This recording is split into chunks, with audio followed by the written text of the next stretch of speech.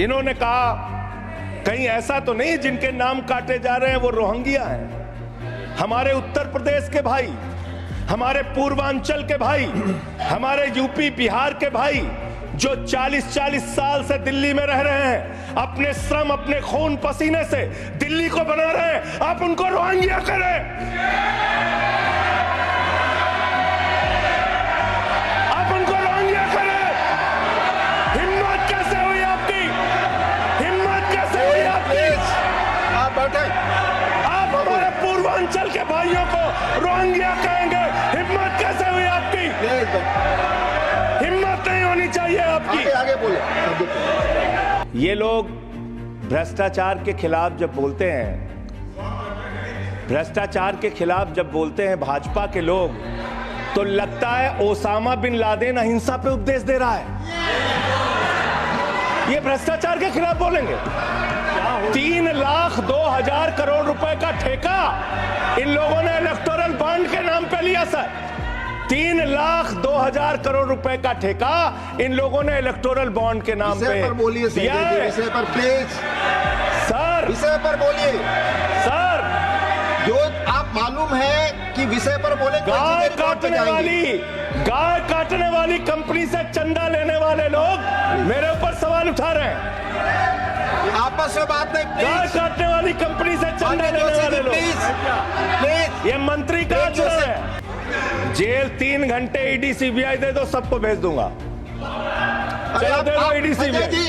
आप बोलते हैं, प्रमोट करते हैं, आप इसे पर बोलिए। ये सब चीजें नहीं जाएंगी, ये सब चीजें नहीं जाएंगी रिकॉर्ड पे। प्लीज वो बोल रहे हैं जेल क्यों आपस गए? में बात न करें, आप बोले संविधान पर। आप रोक रहे हैं आप उनको आपस सर। में बात न करें प्लीज प्लीज। अब देखिए टोका टोकी आप करेंगे। बोलिए ना, आप बोलिए, आप क्यों उधर बात अभी ये लोग जब बोल रहे थे मैं चुपचाप सुना, चुपचाप सुना। आप बोलिए। अगर जेल वेल की बात करोगे ना, जिस दिन सत्ता परिवर्तन होगा एक भी आदमी बाहर नहीं दिखेगा। फिर ऐसी बातें मत करो।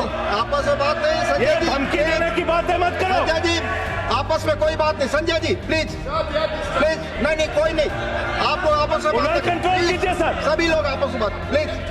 प्लीज आप बैठे रहे। प्लीज ऐसे धमकी देके काम मत करो। आप विषय पे बोले, विषय बोले।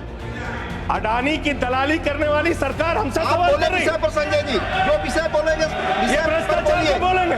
विषय पर बोलिए प्लीज। सर उन्होंने अपने सरकार की उपलब्धि गिनाई, आपने उनको नहीं रोका। प्लीज अगर हम दिल्ली में एक चुनी हुई सरकार के काम को बता रहे हैं, हम सबसे आग्रह कर रहे हैं अपने विषय पर बोलिए। जिस राज्य से मैं चुना गया हूँ आपसे भी कर रहे हैं, उस राज्य में क्या काम हो रहा है, क्या ये देश इनको दर्द क्यों हो रहा है? प्लीज विषय संविधान पर चर्चा, तकलीफ क्यों हो रही है? संविधान पर चर्चा हर सदस्य से, इनको तकलीफ क्यों हो रही है? हर सदस्य से हम अपेक्षा करते हैं संविधान पर बोले। भारत की क्या स्थिति है मान्यवर? मोदी जी के राज में क्या स्थिति है?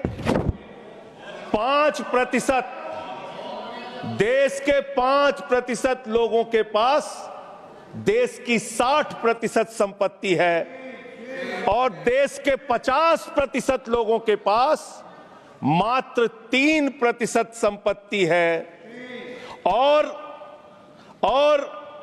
पिछले 2012 से लेकर अगर 21 तक का आप रिकॉर्ड इनका देखेंगे तो 40% संपत्ति 1% लोगों के पास गई है।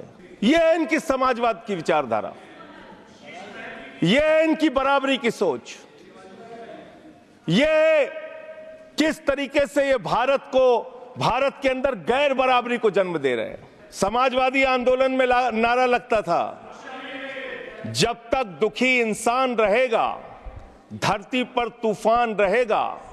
नारा लगता था, रोटी कपड़ा और मकान मांग रहा है हिंदुस्तान।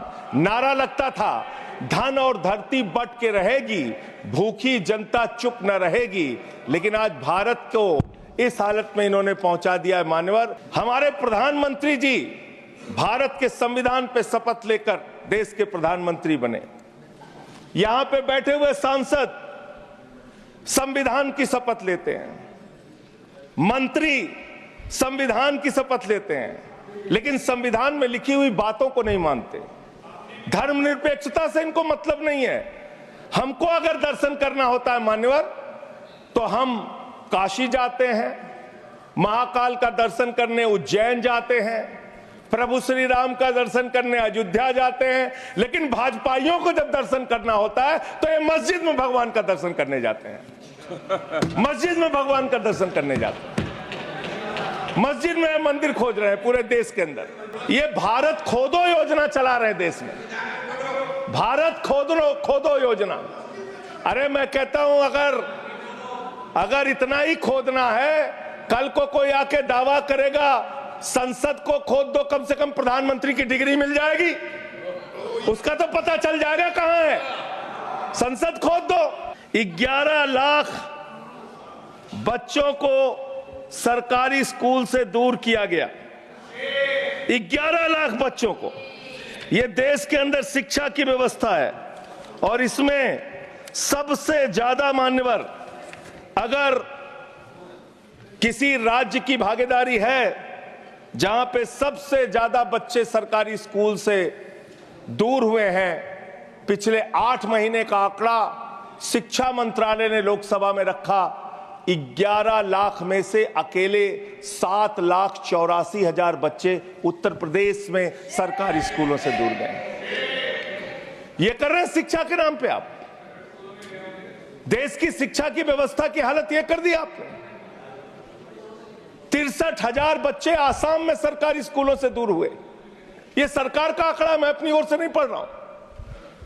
जब सरकार से पूछा गया शिक्षा पे कितना खर्च करते हैं, जीडीपी का कितना हिस्सा शिक्षा पे खर्च करते हैं, पिछले 3 वर्षों से भारत की सरकार जीडीपी पे 0.4% शिक्षा पे ऊपर खर्च करती है। और दिल्ली की सरकार, जहां अरविंद केजरीवाल की सरकार है, हम शिक्षा के ऊपर 25% बजट का हिस्सा खर्च करते हैं। मानव भारत की हमारी सरकार जो अपने आप को कहती है मोदी जी की बड़ी योजनाएं हैं, बड़ी ताकतवर सरकार है, मात्र 2% स्वास्थ्य के ऊपर खर्च करती है। यह इस देश की हकीकत है। कैसे समानता आएगी, कैसे संविधान में लिखी हुई बातों की सुरक्षा हो पाएगी। यह महाराष्ट्र और हरियाणा का प्रयोग, चुनाव घोटाले का प्रयोग दिल्ली में करना चाहते। यह चुनाव घोटाले की मैं रिपोर्ट लेके आया हूं। ये रिपोर्ट आज पूरे देश को पता होनी चाहिए।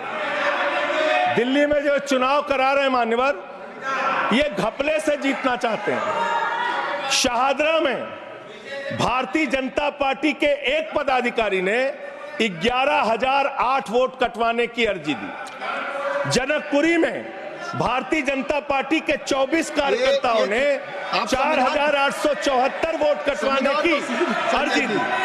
तुगलकाबाद में भारतीय जनता पार्टी के 15 कार्यकर्ता ने 2,435 वोट कटवाने की अर्जी दी। मानिए आप संविधान पर क्या चुनाव के बारे में बोलना गलत है? आप बैठे प्लीज। क्या संविधान के अंतर्गत चुनाव नहीं होता सर? आप बोले सर, चुनाव के बारे में बोलना गलत है। हाँ, तो ये आप गायब। फ्री एंड फेयर इलेक्शन संविधान ने दिया है। तुगलकाबाद में सर, तुगलकाबाद में एक बूथ है, बूथ नंबर 117, वहां कुल 1337 वोट हैं, उसमें से 554 वोट कटवाने की अर्जी 2 बीजेपी के कार्यकर्ताओं ने दी। पालम में भाजपा के 9 कार्यकर्ताओं ने 1641 वोट कटवाने की अर्जी दी। संजय, पिछले 10 साल से हिंदुस्तान में किसकी सरकार है सर? क्या यहाँ पे ट्रंप की सरकार है? क्या ओबामा की सरकार है? यहाँ पे 10 साल से किसकी सरकार है? 10 साल से यहाँ पे महामानव की सरकार है। महामानव की सरकार है 10 साल से। मैं महामानव से पूछना चाहता हूं, नरेंद्र मोदी जी से पूछना चाहता हूं, अमित शाह जी से पूछना चाहता हूं, सीमा की सुरक्षा किसके जिम्मे है? अमित शाह के जिम्मे है। सीमा किससे लगती है? बांग्लादेश की, त्रिपुरा से लगती है, आसाम से लगती है, बंगाल से लगती है। कोई बांग्लादेशी त्रिपुरा से, बंगाल से, आसाम से, झारखंड पार करके, यूपी पार करके, बिहार पार करके दिल्ली कैसे आ गया? आप लोग घास छील रहे थे क्या? आपकी सरकार घास छील रही थी क्या? कैसे आ गए भाई यहाँ पे बांग्लादेशी? और 10 साल में 10 साल में 10 बांग्लादेशी घुसपैठिया दिल्ली से भगाया हो तो उसका नाम बता दो, उसका नाम बता दो। 10 साल में 10 बांग्लादेशी घुसपैठिया दिल्ली से भगाया हो तो उसका नाम बताओ ना। राजनीति क्यों करते हो? नरेंद्र मोदी का दोस्त अडानी बांग्लादेश को बिजली सप्लाई करता है, आप इसे बिजली सप्लाई करता है। प्रधानमंत्री पर आपने भारत की बिजली चोरी करके, भारत की बिजली चोरी करके बांग्लादेशियों का घर रोशन करते हो। संविधान पर बोलिए। हमें ज्ञान बता रहे हो, प्लीज हमको ज्ञान बता रहे हो। हजारों करोड़ की बिजली चोरी करके झारखंड की बिजली, सर आप ही आ गए सर, मेरा तो नाम गायब हो जाता हूं मैं। सर झारखंड की बिजली चोरी करके, भारत की बिजली चोरी करके अडानी बांग्लादेश को पहुंचाता है। ये आप ही सब्सिडेट करेंगे, इसको भी करेंगे। हाँ, करे जितना आप बोलेंगे सब हाजिर कर देंगे साहब। आप इस सब्सिडेट करेंगे, इसलिए आप लगा रहे हैं। हाँ एकदम करेंगे। ये दोहरी नीति नहीं चलेगी। आपके लड़के कतर के शेखों के साथ बिजनेस करेंगे, दुबई के शेखों के साथ बिजनेस करेंगे, यहाँ मुसलमानों के खिलाफ हिंसा की बात करोगे। मैं एक बात इन लोगों को समझाना चाहता हूँ, दिल्ली चुनाव में आ रहे हो, शांति से आना, एकदम शांति से आना। यहाँ पे अगर गंदी राजनीति की, हिंदू मुसलमान किया तो हमने दिल्ली वालों को सिखा दिया है। जब तुम कहोगे हिंदू मुसलमान, वो कहेंगे स्कूल अस्पताल, स्कूल अस्पताल, स्कूल अस्पताल। आपको मैं बताना चाहता हूँ, यहाँ किसी भी तरह की तानाशाही और दादागिरी दिखाने की कोशिश मत करना। दिल्ली का चुनाव मुद्दों के ऊपर लड़िए। एसटी, एससी, ओबीसी, ये तीन कैटेगरी में भारत सरकार के अंदर ज्वाइंट सेक्रेटरी लेवल पे और सेक्रेटरी लेवल पे 322 अधिकारी हैं। और सरकार का आंकड़ा है, मेरा नहीं। ये क्या कह रहे हैं?